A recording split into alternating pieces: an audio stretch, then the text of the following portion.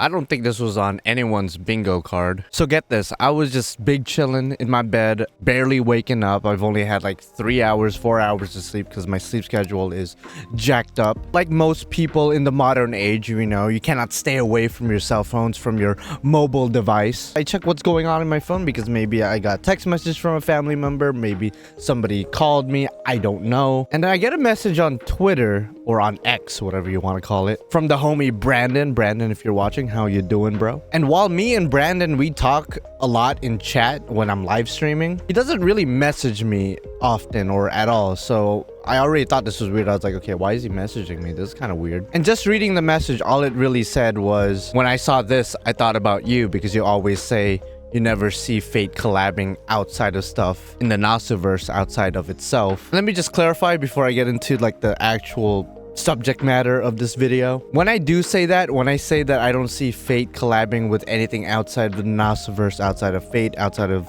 Mihoyo, Tsukihime, you know, all the other Nasuverse type moon stuff, I'm mainly talking about Grand Order, because in the 8-9 years of Grand Order being a thing, we've never seen Grand Order had an actual collaboration with anything outside of its universe. Granted, yes, there's been smaller outside of the game collaborations, like with different cafes, convenience stores, and most recently, probably one of the biggest ones, the recent collaborations with Hololive, with the ambassadors, and with Picora and the new Mashu slash Picora figure that was revealed. So yes, Grand Order has had collabs, but nothing within the game itself. Everything has always been within the Nasuverse. All the collaboration events that you could play in the game, all the collaboration characters have always been Type Moon Nasuverse characters. With that said, going back to the homie Brandon, he sent me the message saying that he thought about me when he saw this, and apparently coming in Q3 2025, Honkai Star Rail will be having a collaboration with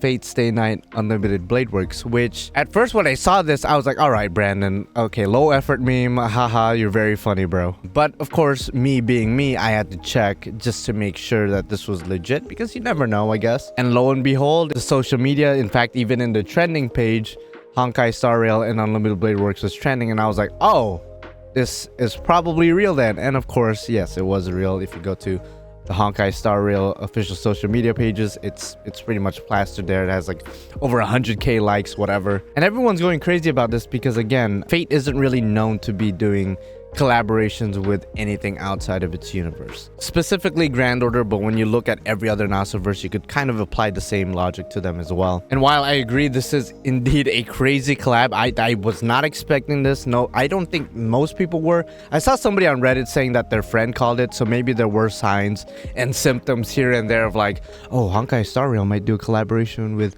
another big IP, aka Fate. I mean, I don't know. I'm not within the Honkai Star Rail community or fandom at all, so maybe there were signs here and there, but regardless, this is crazy no matter how you slice it. And I know the big question is, because I already know when I stream later on Sunday, this coming Sunday, for Ibuki in Grand Order, I know there's gonna be some people bringing it up. Even after I post this video, some people will still be bringing this up.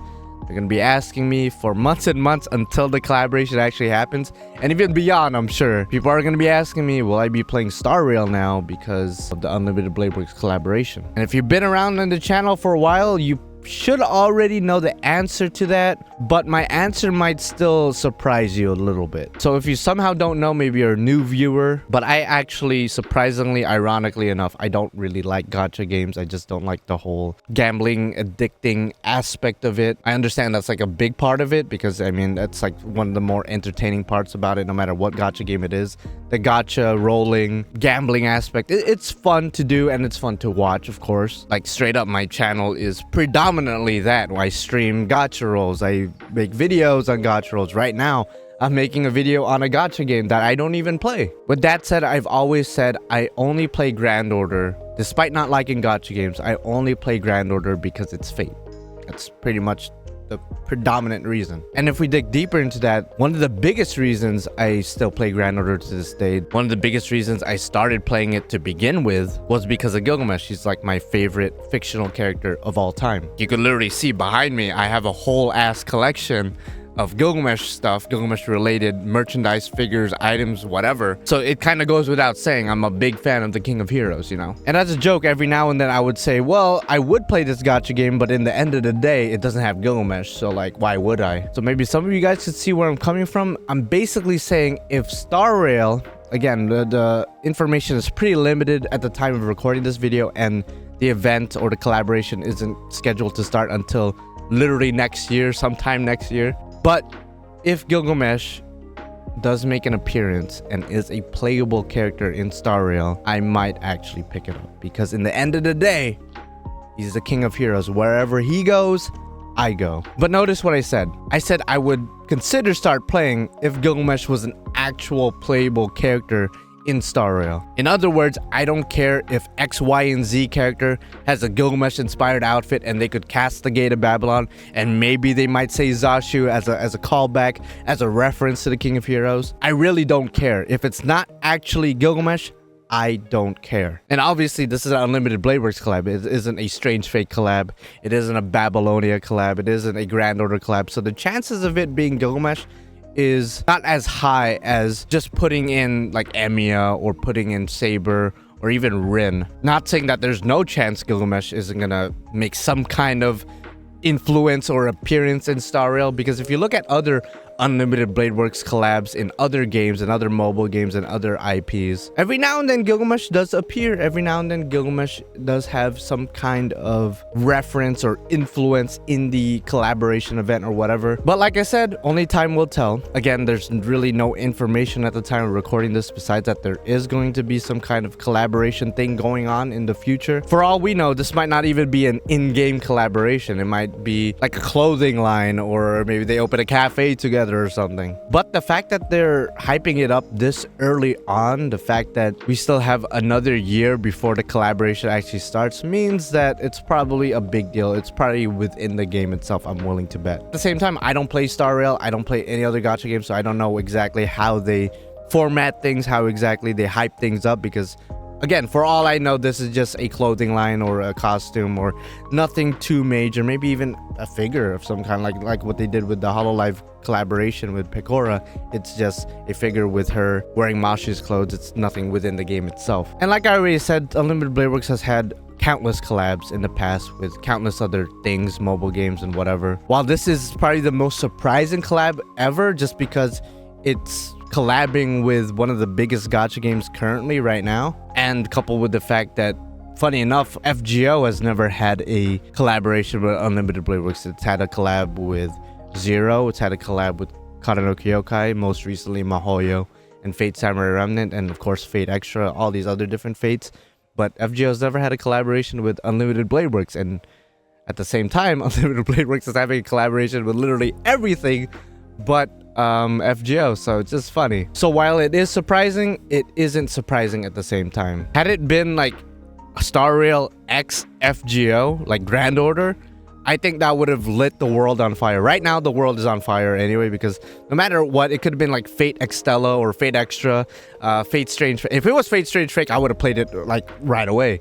But it could have been any other Fate, and the world would have been set on fire. But I think if it was Grand Order, like, it's game over, bro. Like, that would be a massive collaboration, but I don't see that happening. And you know what? I had this really interesting conversation earlier this month when I was at Anime Expo 2024, when I was lining up for the FGO 7th anniversary panel. I was talking with a friend of mine, Mark. Mark, if you're watching, how you doing? You know, we're talking about Fate. We're just shooting the shit. And he asked me an interesting question. He basically asked me, how long do I see Grand Order lasting? Do I think it's dying? Do I see it lasting another 5-10 years? He was basically asking me how long do I see the game lasting at this point. And I gave the most boring, political, like neutral answer ever. I basically said, as long as it's making money, it's probably gonna last another 10 years, if not more. And while that is the boring, cliche, political answer, I mean, you gotta think about it. If it's still making money, then Aniplex would be foolish to just end it, you know? And I know some people are like, well, no, it should probably end when the Lostbelts end. It should probably end once the story is all wrapped up. And I agree to an extent. I agree that it probably should end for the story's sake. But again, if it's making millions and billions of dollars, like, there's really no reason for it to end from a business standpoint. Is it as profitable as it used to be?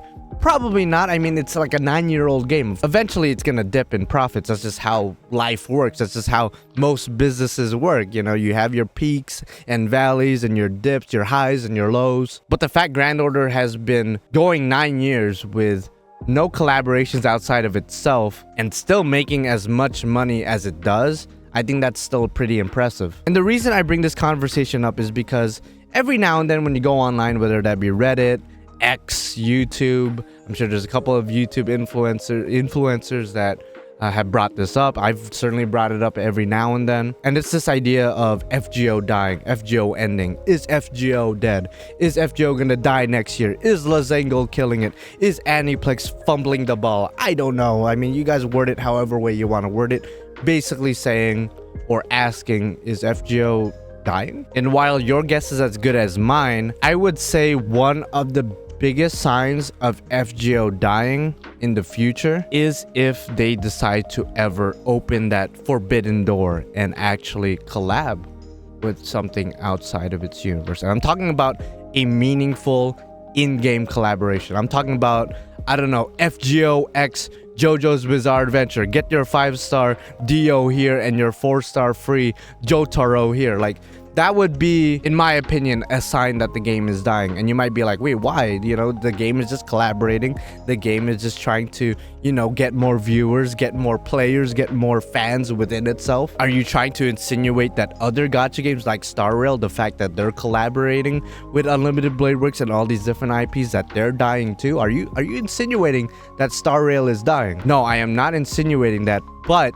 specifically with FGO, again, FGO has been going on for 9 years with no in-game collaboration with other universes, other IPs. They might reference other IPs, they might reference other things, but it's never like an official big collaboration event. And the fact that it's been so self-sustaining up until this point, again, almost a decade without collaborations outside of itself, the fact that it's been self-sustaining like that tells me, at least from the outside looking in, again, I'm not within the industry or I'm not analyzing all the statistics and all the profits and, you know, graphs and whatnot, but the fact that they're unwilling or hesitant to collab with anything outside of itself tells me that they're pretty confident that they could make money relying on its own merit, relying on its own multiverse, their own universe. Like, they're not worried about that. So if after almost 10 years of not relying on other IPs to sustain itself, if it ever does a JoJo's collab, or if it ever does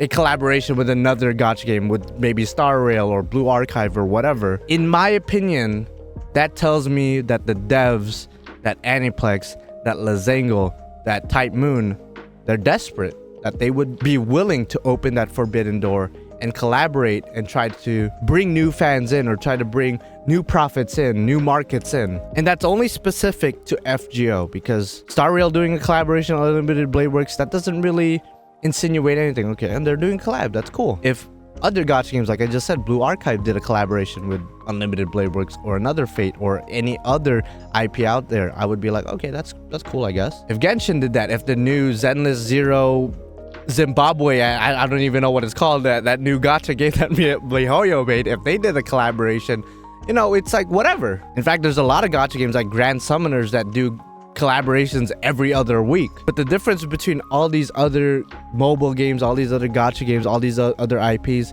is that they've been doing collabs, both big collabs and small collabs, left and right, whereas FGO has never really done that. So if we were ever to see that big change, if we were ever to see that forbidden door open and see FGO collab with another big IP within the game, specifically within the game, because they could do collaboration outside, and in my opinion, that's not as meaningful or as crazy or as mind-boggling as if it was within the game itself. And if we were ever to see that in-game collab, I think, in my opinion, again, not applicable to other games, I gotta make that perfectly clear, but specifically to FGO, if there were ever to be an in-game collaboration, I think that would spell the doom for FGO. Not because the collaboration would fail, but that tells me the devs are desperate.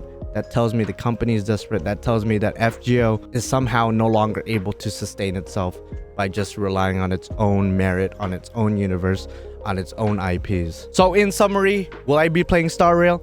Probably not, unless Gilgamesh is in it. Not a Gilgamesh costume, not a character using Gate of Babylon, not a random ass reference to Gilgamesh. No, he needs to be playable, not fightable, but playable. I could roll for him or earn him and then play him.